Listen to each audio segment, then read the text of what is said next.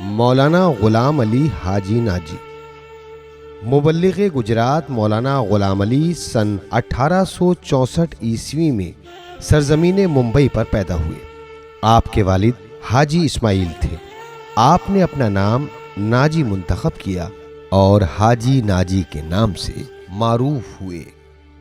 حاجی ناجی نے سن 1282 ہجری میں 12 سال کی عمر میں مرجع وقت آیت اللہ العظمیٰ شیخ زین العابدین مازندرانی کی طرف سے اعزام شدہ مبلغ مولانا قادر حسین کے عربی مدرسے میں داخلہ لیا اور 3 سال کی مدت میں قرآنی معلومات کے ساتھ ساتھ عربی اور فارسی زبان پر عبور حاصل کر کے اپنے اساتذہ کی آنکھوں کا تارا بن گئے۔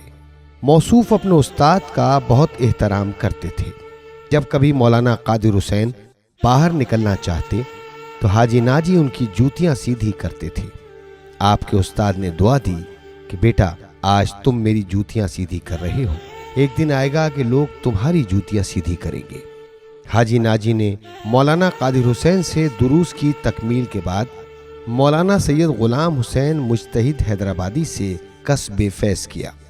موصوف سن 1300 ہجری میں اپنے والدین کے ساتھ اتباط عالیات کی زیارت کے لیے ایران و عراق تشریف لے گئے اور زیارت سے واپسی کے بعد مالیگاؤں مہاراشٹر میں 1 سال تک پیش نمازی کے ساتھ ساتھ حق و حقیقت اور علم و عمل کی دعوت دیتے رہے۔ 1 سال بعد مولانا غلام حسین مجتہد حیدرآبادی آپ کو مہوا گجرات لے آئے۔ جب آپ نے برادران قومی کی مذہبی حالت دیکھی تو گجرات کو تبلیغ کی انجام دہی کے خاطر اپنا وطن قرار دیا اور وہیں رہنے لگے۔ مولانا غلام علی نے سن 1901 عیسوی میں شہر ممبئی میں خوجہ شیعہ اثنا عشری جماعت بنائی اور اس کے ابتدائی دنوں میں اپنے گھر میں وعظ و خطابت کی مجلس منعقد کیا کرتے تھے۔ انہوں نے کربلا کے سفر میں آیت اللہ شیخ زین العابدین مازندرانی سے 200 فقہی مسئلے دریافت کیے اور انہیں اپنے ہاتھوں سے تحریر کیا۔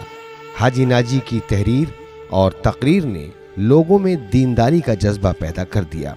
میر آغا لکھنوی نے آپ کو خیر الذاکرین کا خطاب دیا۔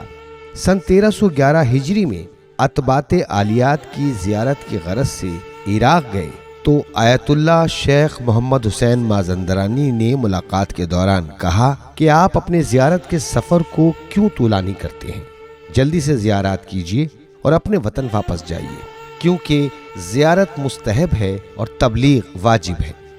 حاجی ناجی کی رہبرانہ صلاحیتوں کو لوگوں نے بلا تفریق مذہب و ملت تسلیم کیا ہے۔ لوگ مذہبی، سماجی اور تعلیمی گتھیوں کو سلجھانے کے لیے ان کی طرف رجوع کرتے اور وہ لوگوں کے مسائل حل کرتے تھے۔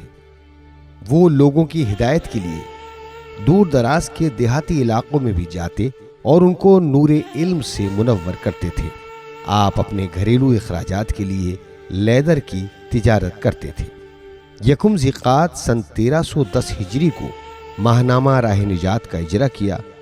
سن 1314 ہجری میں احمد آباد گجرات میں پرنٹنگ پریس خریدی اور اسے مرکز طباعت اثنا عشری کا نام دیا۔ اس پریس کی وجہ سے آپ نے بھاؤ نگر چھوڑ کر احمد آباد میں قیام کیا۔ گجراتی رسم الخط میں دعاؤں، زیارتوں اور سال بھر کے اعمال کے علاوہ قرآن مجید کی اشاعت کی غرض سے عربی حروف کے لیے گجراتی رسم الخط کے حروف تیار کیے۔ جہاں پریس تھی وہیں پر آج حسینی ٹرسٹ کی جانب سے 11ویں کلاس سے گریجویٹ تک کے بچوں کے لیے بورڈنگ کا قیام کیا گیا، جس میں قیام و طعام کے ساتھ دیگر سہولیات کا بندوبست بھی کیا گیا۔ سن 1312 ہجری میں ماہنامہ نور ایمان کی اشاعت کی۔ سن 1326 ہجری میں مجلہ باغ نجات شائع کیا۔ مختلف شہروں میں خوشی اور غم کے موقعوں پر پروگرام کرائے، جن میں آپ کی تقریریں رہیں۔ ایک خوجے کی مدد سے مہوا میں ایک مدرسے کی بنیاد رکھی۔ حاجی ناجی نے اپنی تمام تر مصروفیتوں کے باوجود قلم کو نہیں چھوڑا اور بہت سی کتابیں تحریر کر کے قوم و ملت کے سپرد کی۔ سن 1321 ہجری میں گجراتی زبان میں قرآن کریم کا ترجمہ اور اس کی تفسیر تحریر کی۔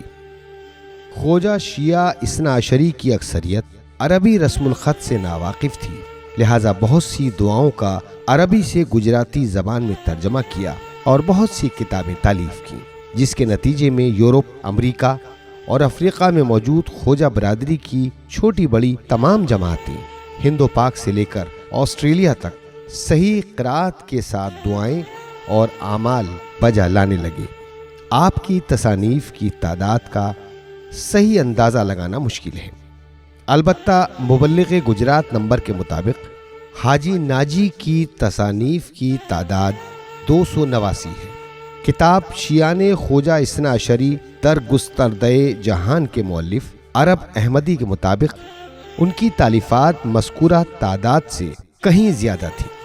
ان کی تحریروں سے آج بھی مومنین ہدایت حاصل کر رہے ہیں۔ بعض غیر مطبوعہ کتابیں سن 1932 عیسوی میں گھر میں آگ لگنے کی وجہ سے نابود ہو گئیں۔ جناب غلام حسین میگھانی اور علامہ حاجی ناجی ٹرسٹ اور دوسرے اراکین کے تعاون سے ایک شاندار عمارت خریدی گئی، جس میں گجرات کے مختلف شہروں اور قریوں کے بچوں کی 12ویں کلاس تک تعلیم اور قیام و طعام کا بندوبست کیا گیا، اور اس عمارت میں ایک لائبریری کی تاسیس کی گئی جس سے اہل علم استفادہ کر رہے ہیں، اور اسی عمارت میں حاجی ناجی کی کتابوں کی نشر و اشاعت کا کام انجام پاتا ہے۔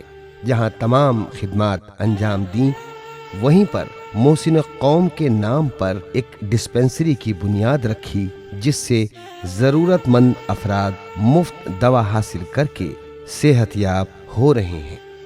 آخر کار یہ علم و ہدایت کا آفتاب جو 28 صفر 1279 ہجری میں ممبئی کے افق سے طلوع ہوا تھا، 9 ذی الحجہ 1362 ہجری بھاؤ نگر گجرات کی سرزمین پر غروب ہو گیا، اور چاہنے والوں کی ہزار آہ و بکا کے ہمراہ آرام باغ بھاؤ نگر گجرات میں، جو اس وقت حاجی ناجی قبرستان سے جانا جاتا ہے، سپرد خاک کر دیا گیا۔